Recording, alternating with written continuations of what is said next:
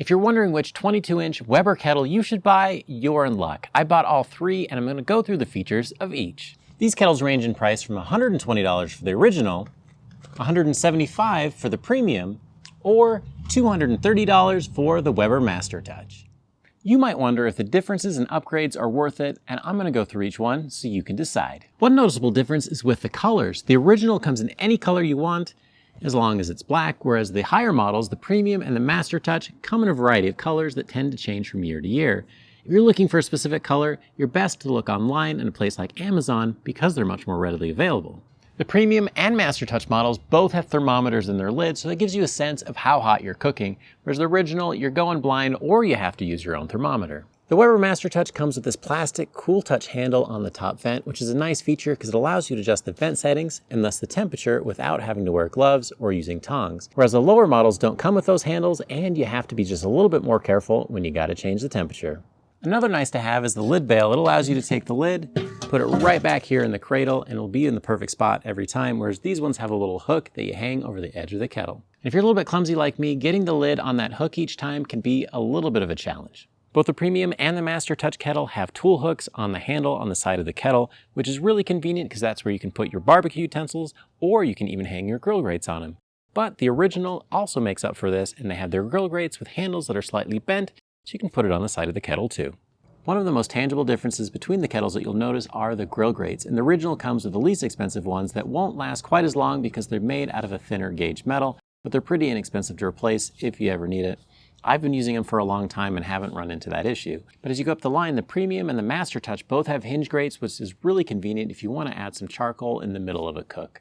They also have a thicker gauge metal, and the Master Touch is the thickest of all, and it comes with the gourmet grilling system, which allows you to remove the center section, and you can put different accessories in there, like a cast iron searing plate. They're all sold separately, but it gives you a few more options if you choose to take them. The nice thing about it is these grill grates are extra thick. You know they're going to last a really long time.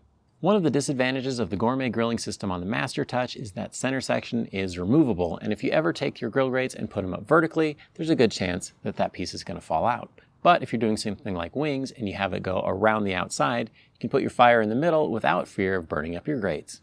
The Premium and Master Touch models have updated vents that are P-shaped, and what that allows you to do is make some real fine-tuned adjustments to your airflow, especially when you're doing low and slow temperatures. With the oval bottom vents, a small change in the dampers can make a big change in airflow and thus the temperature, and so you have to be very careful and make very small changes if you want to dial it in to the perfect temperature. There's one feature that makes going from the original to the Premium 100% worth it, and that is this ash catcher. It works a lot better than just the plain old pan, especially if you live in a place that's windy. One of the things that I've noticed is that when it rains, that pan can collect water. If you've got your ash in there, it gets pretty hard to remove. Whereas with this one, you can take it out, dump it, and then you're good to go. They've also added some indicators on the ash catcher that allow you to see where the vents are starting to close, where they're mostly closed, and where they're completely closed. And that avoids any of the guessing and having to look underneath the kettle to see where you're at. You may not think that the size of the wheels matters much, but when you see the two kettles side by side, the Master Touch stands 3 or 4 inches taller than the rest. That's really convenient if you're tall because it makes it easier. You don't have to bend down as far when you're grilling. Over the long term, that's another nice feature to have.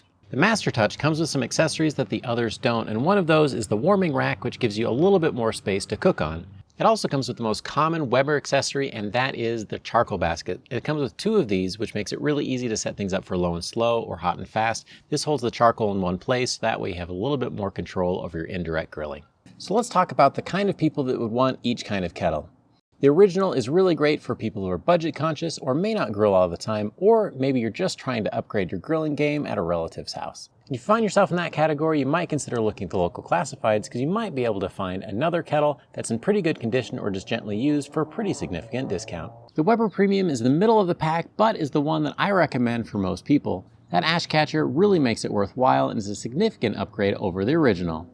The top of the line Master Touch is a nice to have, but if you're tall, I would put it in the must have category because it's a lot more comfortable to grill on, and I really like the lid bail feature. It keeps it off the ground. That said, the cooking experience is about the same on all of the kettles, and you can make great food on any of them. And after you've bought your kettle, you're probably going to have some questions on how to use it, and that's why I created the Beginner's Guide to Charcoal Grills, and I've got a playlist here that shows you all the things that you need to know to get started.